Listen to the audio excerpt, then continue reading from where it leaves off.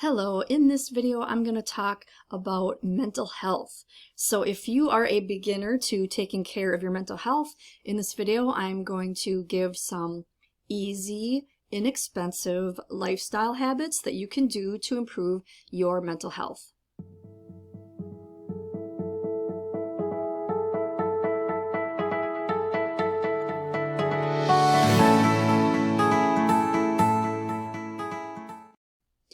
Alright, let's get started with this video. The first thing we're going to talk about is stress reduction. So here is one way that you can reduce your stress, and that is to listen to music. Music is stress reducing for almost everybody, and it doesn't even have to be calming music. I mean, if you have a favorite type of music, such as, let's say you like rock, even if you like hard rock, that can be stress reducing for you. So listen to whatever music you like. Dancing. This is my favorite way to reduce stress. I do this almost every day.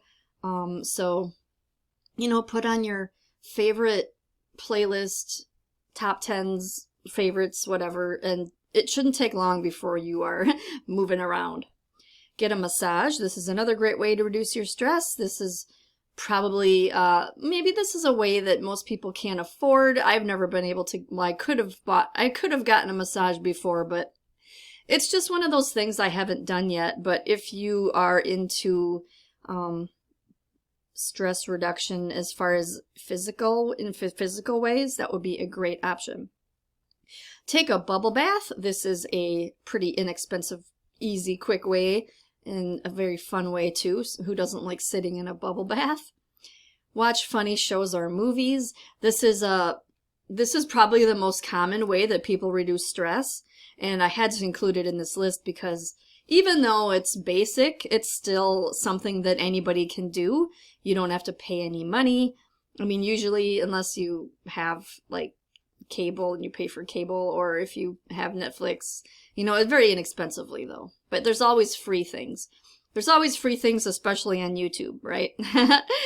So you can go outside in nature, and that will go a long way in reducing your stress. That's actually one of my favorite things besides music and dancing. Nature is just calming. So let's talk about meditation. Doing a guided meditation is a great way for beginners to start meditating, and even people that just struggle with meditation in general.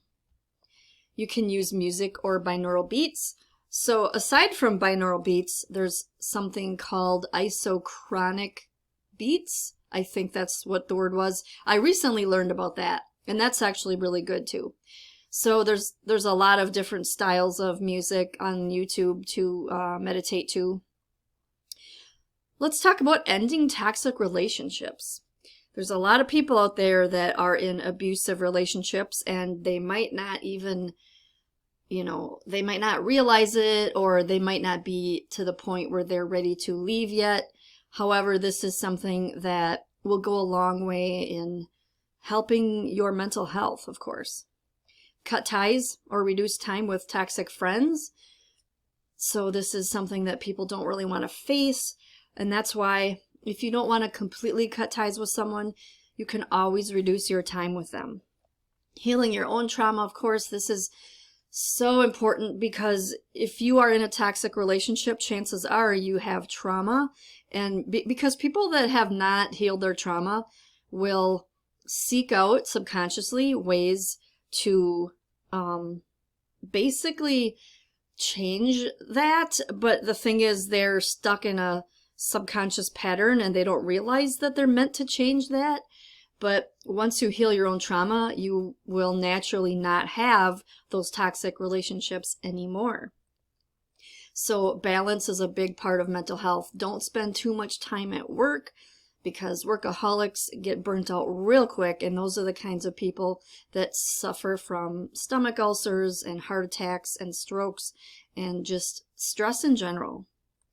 So you want to make time for loved ones. Make time for enough sleep. Sleep is crucial for mental health. Spend less money on things. This is a nice argument for minimalism.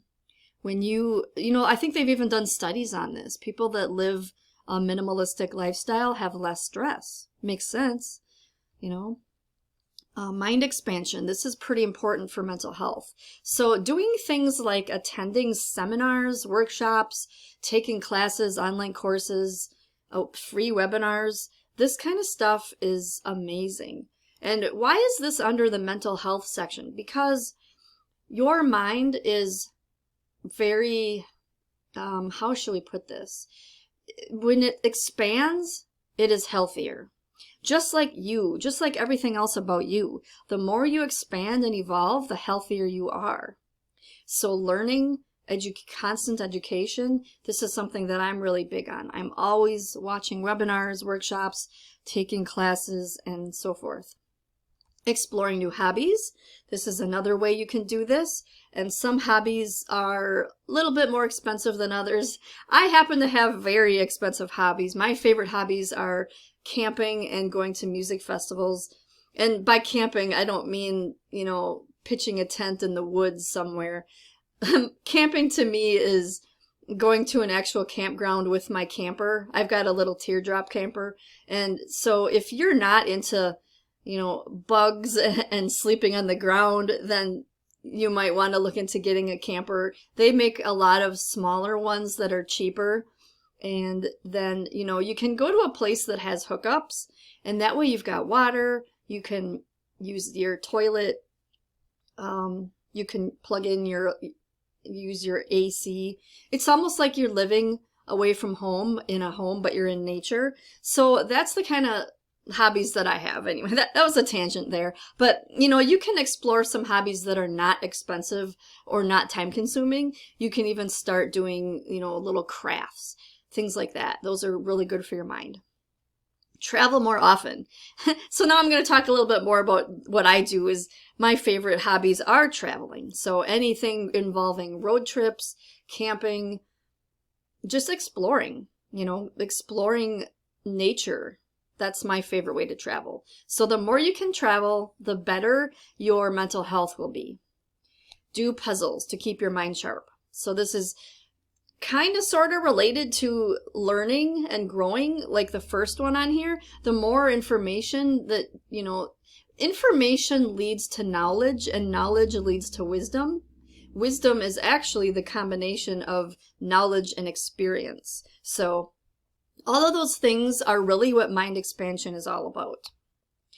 Creativity. This is another part of mental health, because your brain has so many neurons, and when they, you know, I'm not a scientist, so I'm having problems describing this, but your neurons will fire together when you learn a new instrument, such as writing music or, you know, writing poetry. Your brain is actually expanding. I mean, not physically, but your neurons are expanding, and that is what leads to habits, actually. So when you're creative, you're learning something new, but you're also training your brain to be comfortable with that. And that's how things become a habit. That's how you become good at things. So you can also draw or paint. This is another awesome tip. Make crafts, which I mentioned earlier. Invent something or come up with a new idea. All of this stuff is really good for the mind. So if all of this stuff sounds really good to you, and you want to have a physical checklist that you can go down every day and check these off, I've actually got that. They're free. There's one for mental health, which is what I went through in this video. There's one for physical health. There's one for spiritual health. There is a holistic lifestyle assessment and a goal sheet as well. So you can get those for free. In the link in description will lead you to that. So I've got some more mental health videos if you feel like binging. If you are really into mental health and you want to learn everything that I know about it, then check out this playlist and be sure to subscribe. And thank you so much for watching.